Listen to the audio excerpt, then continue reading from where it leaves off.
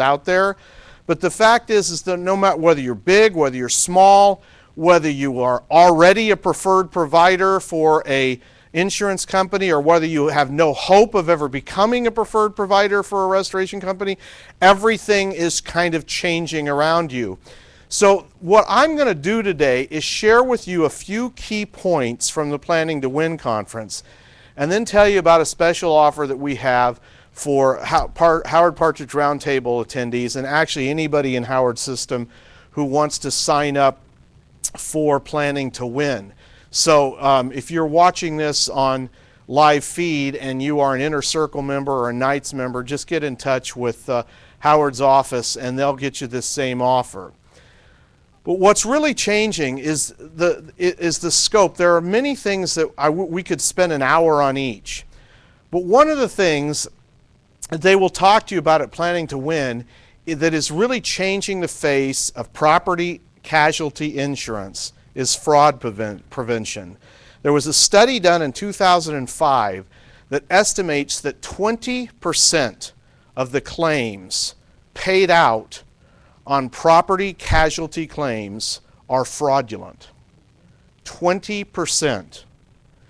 Now, whether you have a good experience working with the insurance industry or a not so good experience working with the insurance industry, that's the numbers they're being given. If you were the boss of all the adjusters and you said, listen, they're telling us that 20% of the claims that we process are fraudulent, what would you be telling them to do? Yeah, pay more attention. Look at what they're doing. Learn about the processes. Okay? Learn why they're charging us so many dollars per day for this or so many dollars per day for that piece of equipment. A second thing that's happening is those of you who were involved in the big mold remediation thing. As mold kind of unfolded, there was each different group where they started doing mold restoration.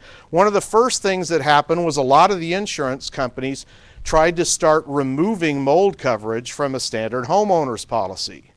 Well, in some places, but not in all, right there's a big change because what may be in your state may be different in somebody else's state in here. Courts have intervened and said you can't exclude certain things from insurance policies. So that obviously changes things back, makes the insurance company adjust how they do things. The third thing, and probably a dirty word to most, not all, but most independent restoration companies, is the growth in preferred provider programs. And we'll talk more about those in the sense that companies like ServPro, ServiceMaster, Paul Davis Restoration, Rainbow International, and PuraFirst all have programs where they are preferred providers with insurance companies. Now, put yourself in the role of the insurance company. Why would they do that? What's the goal behind it? Yeah, to negotiate price and get some kind of a guarantee of minimum performance, okay? So be thinking about all of these things and how they might shift how you approach this. All right, the next thing that's changing the restoration reality is a massive growth in third-party administrators. These are companies like the Contractor Connection, Code Blue, EMC, Just Claims. Some of these you may have heard of, some of you may not. Restoration SOS, Dry Out, 1-800-FLOODED, 1-800-BOARD-UP, Service Magic, and the Moses Network. Those are just some of the third-party administrators out there.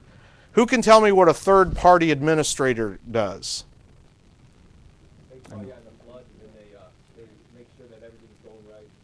And they cut your price though. Okay.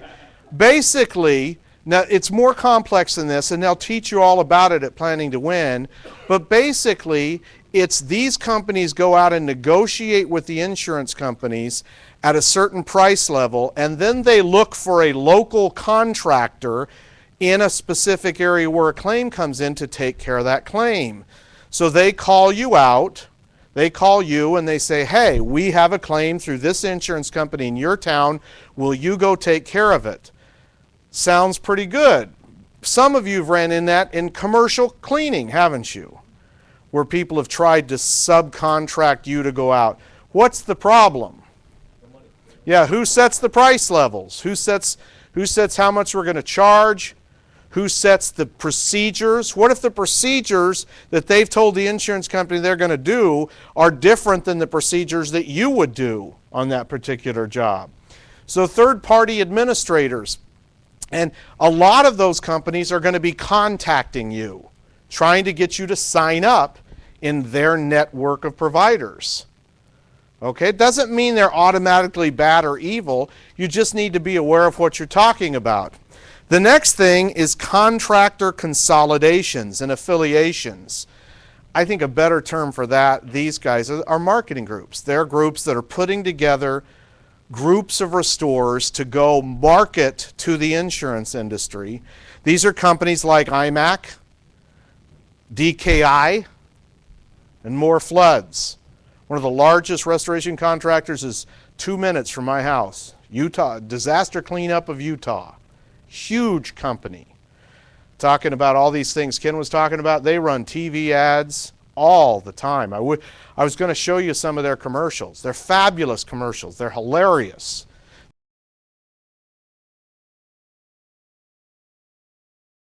They take these. For some reason, ladies, they're always picking on men as doofuses. That we're the ones that start the fires and start the floods in our houses. Is that true? I don't know, but they're basically marketing groups that go out and they want you to join them. More Floods is growing at a very rapid rate. Obviously, with a group like this, you do have more control over what you do, but what you've got to decide is whether the money you pay to belong to that group is bringing you enough work to justify that payment. The next thing is multi-office national restoration companies. See if you've heard of some of these companies. Instar, Belfour, Munters, North Star, Cotton. All of those are companies that have offices all over the United States. In fact, Belfour is all over the world. Okay? So they get a lot of the large water damage and fire damage and mold remediation jobs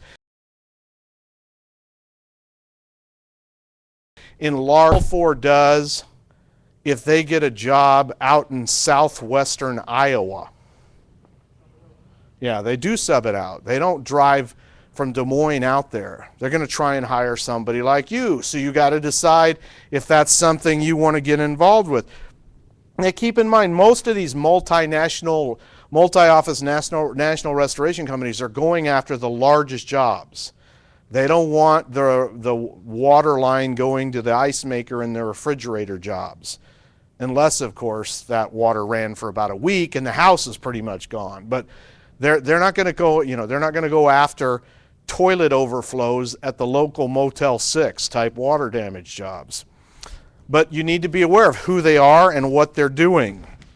The next thing that's changing, like every other industry, the insurance industry is consolidating. How many of you have heard of the Liberty Mutual Group? Okay, see their ads on TV? I didn't even know this till recently. Let me read you all the companies they own right now. Ohio Casualty, Indiana Insurance, Wausau, sorry Dane, they bought up Wisconsin, Globe, Mid-American, Colorado Insurance, American Fire and Casualty, West American, North Pacific, and Safeco. All of those have been rolled up into one company. Some of them still operating as independent units under that other company. The next thing that shouldn't surprise you in the new restoration reality, especially in this economy, is that there is a renewed effort to squeeze and tighten claims payments. Okay? Not only to reduce the bill, but to stretch out how long they get to hold the money before they pay you. Okay? Things like that. Homeowners policies have changed a lot in the last few years. And then the next thing that we are experiencing, if you look at the number of claims, and there's